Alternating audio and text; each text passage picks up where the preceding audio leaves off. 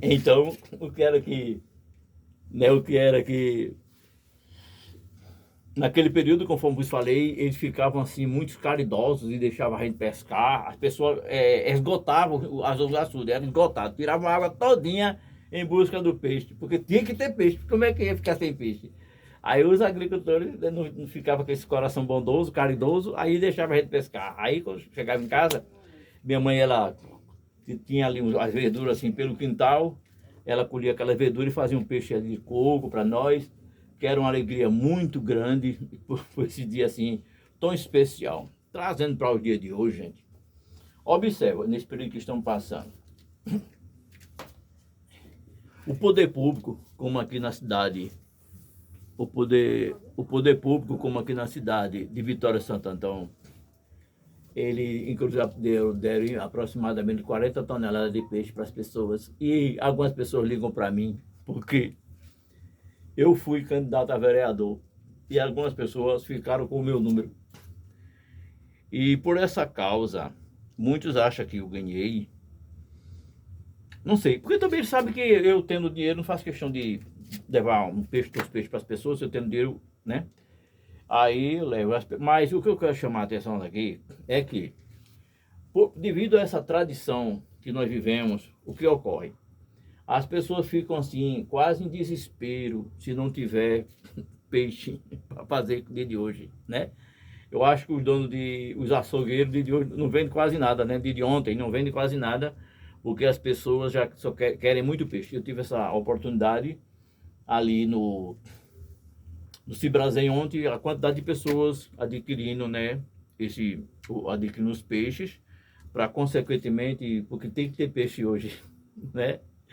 E as pessoas, agora conhecidas, disseram assim: ô abençoado, tu não esquece de mim não, viu? Olha, eu recebi muitos pedidos assim, tu traz para mim pelo menos uma caixa de chocolate. E às vezes, quando a situação estava um pouco melhor, eu comprava várias caixas de chocolate, dava aos meus amigos, porque é um negócio que é tão barato e faz uma pessoa ficar tão feliz, né? Mas o que eu chamo a atenção, por exemplo, as pessoas hoje, elas têm esse cuidado todo especial de dar ovo de chocolate, como se ali fosse uma comemoração da Páscoa, né? Ovo de chocolate, coelhos de chocolate, que é comemorado muito a presença do peixe, do chocolate, dos ovos de chocolate. Eu quero dizer para vocês que isso é uma tradição, quer dizer, por ser tradição, não é pecado se você, por acaso, não tiver, tanto faz, a consumir outro tipo de alimento, não é? Porque, né? E as pessoas até se aproveitam, botam um preço de um ovo de chocolate que dá a impressão que é feito de ouro, né? Bota o preço lá em cima, cada ovão desse tamanho, né? Então, não, nada demais, é a fúria do comércio, né? Tudo essas propagandas que tem aí. Mas muitas vezes as pessoas se esquecem do verdadeiro sentido da Páscoa para dar lugar ao sentido da Quaresma. Eu não quero dizer que seja pecado, não, porque a Bíblia era só nos proíbe de nós nos alimentarmos de alimentos oferecidos aos ídolos, né? Quer dizer, a coisa que é oferecida lá né? No centro diabólicos, aquele alimento ali que foi feito uma festa, foi oferecido, a pessoa se alimentar daquilo, a Bíblia nos proíbe. E nos proíbe também de nós nos alimentarmos de sangue, tanto de animais como de ser humano. É proibido por Deus, está na Constituição da Palavra de Deus, também no Novo Testamento, né? Mas, já trazendo aqui esse sentido pascual, né? Esse sentido pascual, que devia ser comemorado pelo pessoal, pelo povo cristão. Então, ali, o povo de Deus, o povo de Israel, eles ali passaram 400 anos no Egito. E alguns dizem que foi 430 anos. Todos estão certos. 430 anos foi desde que José chegou ao Egito. E 400 anos foram o período, por exemplo, que ele trouxe seus pais ali, né, para a terra de Gósen. E a gente conhece a história dos irmãos de José. José foi vendido por seus irmãos e chegou ali no Egito, passou muito tempo preso, foi perseguido, né? Para a mulher de Potifar. E ele ali passou muito tempo preso. Depois, Deus usando, o faraó se compadeceu, tocado por Deus, E José se tornou o segundo homem no Egito, tornou governador do Egito. E o povo de Israel, eles se estabeleceram nas terras do Egito, né? Por fim, aquele povo que antigamente, aquela dinastia que abraçou a família de José, aquela dinastia sucumbiu, outra dinastia assumiu, dinastia quer dizer, período de reis de uma nação. Então ali, o pessoal, o povo de Deus, de Israel, começaram a ser muito perseguidos, inclusive a gente vê nas histórias, eles eram usados para ser fabricantes fabricantes de tijolos, né? Você vê o sofrimento do povo ali, né? Queriam destruir a semente do povo de Deus, ali a gente conhece um pouco a história. Então, no auge desse sofrimento, ocorreu que Deus ouviu o clamor daquele povo e Deus preparou Moisés, 40 anos, Moisés foi preparado para poder tirar o povo do Egito. Então ali, nessas grandes perseguições, Moisés foi falar com o faraó, que faraó não é o nome de alguém. Faraó quer dizer casa grande, que o nome do imperador do Egito era tão sagrado que ninguém nem pronunciava o nome dele. A pessoa não achava-se digno, chamava o nome de casa grande, do que mora na casa grande. Então faraó, ele começou a perseguir o povo de Deus e Deus prometeu libertá-los. E por fim, houveram ali 10 pragas que Deus enviou sobre o Egito para acordar o faraó, para libertar o povo de Israel. De jeito nenhum, o faraó queria libertar o povo, dar liberdade ao povo. Então Deus ali, mandou a 10ª praga, mas nesse ínterim que ele enviou a 10ª praga sobre o Egito, ele disse que o povo de Israel devia, repara gente, observa aí, o que é a Páscoa começa aí, né? A Quaresma certamente já havia há muitos tempos das religiões de Babilônia. Há vestígios que o peixe era um deus que eles adoravam lá em Babilônia, inclusive alguns religiosos aí tem um chapéu feito uma cabeça de um peixe. Isso aí, né, a gente vai estudar depois, porque é um assunto de religião que a gente só fala em termos de escola dominical. Mas Deus diz assim: você deve pegar um cordeiro ou um bode jovem, né, um bode virgem, um cordeiro. O que é um cordeiro, Sebastião? O que é um cordeiro, obreiro? Diz aí o que é um cordeiro.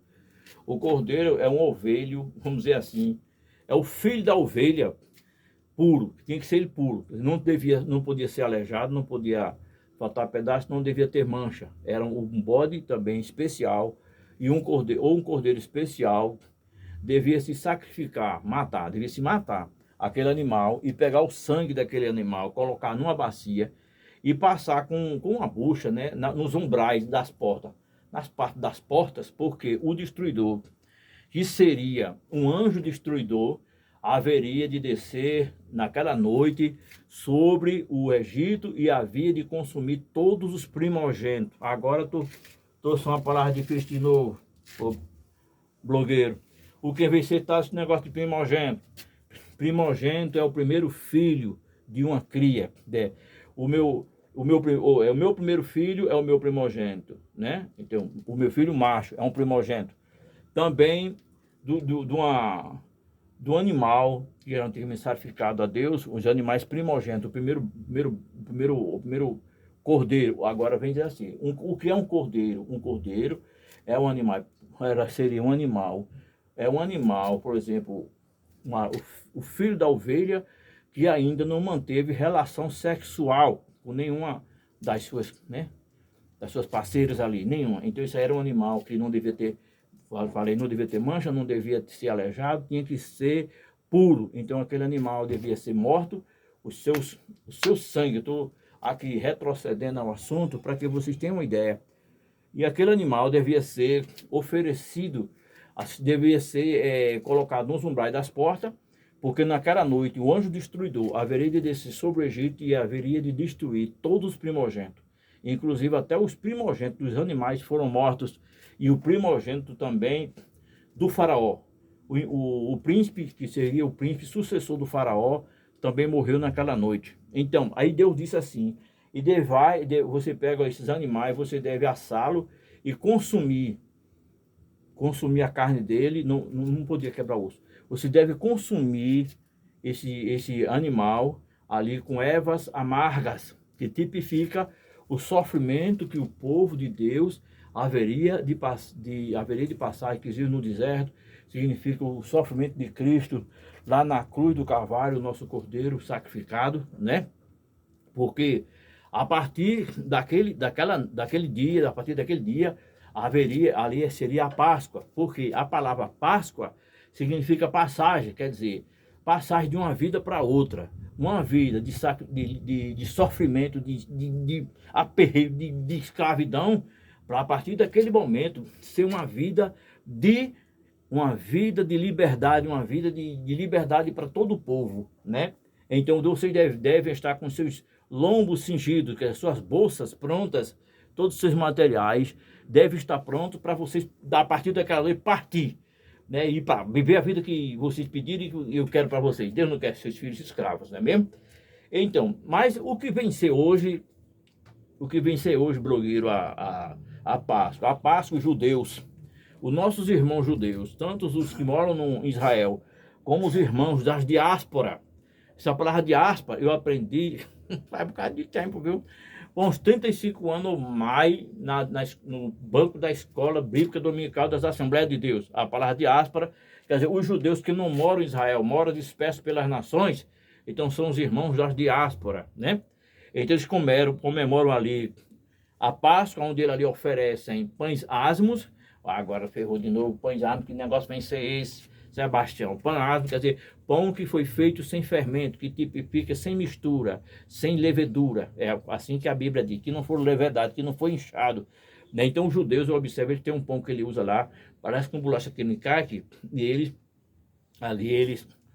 fazem aquela cerimônia, eles fazem um cerimonial e comemoram a Páscoa nessa noite especial. Agora, para a igreja, hoje nós passamos de uma aliança, estamos no Novo Testamento. Hoje o que vem ser a Páscoa? A Páscoa hoje é a Santa Ceia que a igreja comemora. Porque Jesus falou assim, observe quando até os padres, mas os pastores, quando eles celebram a Santa Ceia, ele fala aquela expressão que Jesus disse assim, fazem isso em memória de mim. Quer dizer, ele ali ofereceu a ceia e disse, fazem isso, comemora isso aqui em memória de mim. Quer dizer, quando vocês celebrar a Páscoa, vocês façam isso em memória do meu sacrifício. Quer dizer, o pessoal devia fazer aquilo ali em memória, em lembrança do sacrifício de Cristo. É por isso que até na igreja hoje, ele parte o pão, entendeu? Parte o pão, ele distribui o vinho entre os irmãos e ele diz assim, fazem isto em memória de mim, em memória, em lembrança do sacrifício real, feito uma vez para sempre, foi o sacrifício de Jesus Cristo na cruz do Calvário. Então, conforme diz a vocês, há uma mudança de cultura. Aí, às vezes, como pela graça de Deus, eu trabalhei um bocado de tempo como pastor de igreja, glória para Jesus, aí a gente traz essa lembrança, traz esses ensinos, que há diferença entre a quaresma e a Páscoa, tá bom? Então, o cristão de verdade não deve comemorar quaresma, deve comemorar a Páscoa. Não serve se você não tiver um peixe aí, uma piaba, como que tiver, como ovo, como a carne, e agradeça a Deus por essa bênção, né? E se tiver aí o vinho também, toma um pouquinho, é tradição, isso aí é tudo para o nosso bem e para a glória do nome de Jesus. Então, gente, até mais, se Deus assim nos permitir.